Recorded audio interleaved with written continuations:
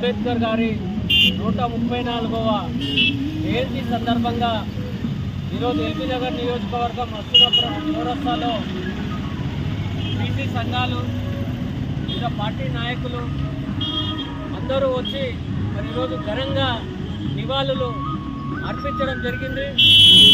మరి అదేవిధంగా అంబేద్కర్ గారి ఆశయాలను మనం ముందుకు తీసుకోవాల్సిన అవసరం ఉన్నది.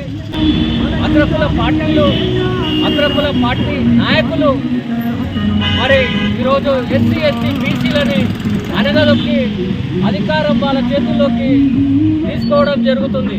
మరి ఇది గమనించాలి. మరి ఈరోజు బీసీలు చైతన్యవంతులయ్యారు. ఎస్సీ ఎస్టీలకు వారి జనాభా నిష్పత్తి ప్రకారం వాళ్ళకు అసెంబ్లీ కాన్స్టిట్యూన్సీలు ఉన్నాయి.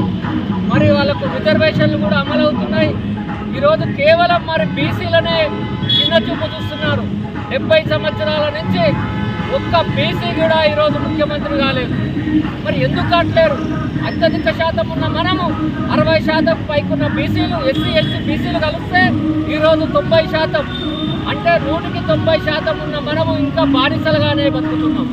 అంటే దీనికి కారణం అగ్రకుల పార్టీలు. మరి ఈ అగ్రకుల పార్టీలకు రాబోయే రోజుల్లో స్పష్టి పలకాలి. ఇలా ఎస్సీ ఎస్టీ బీసీలు ఒక తాటిపైకి వస్తున్నారు. రేపు రాబోయే భవిష్యత్తు మాదే, మా రాజ్యం మాకు రాబోతుందని చెప్పుకుంటూ జై బీసీ, జై అంబేద్కర్, జై పూలే.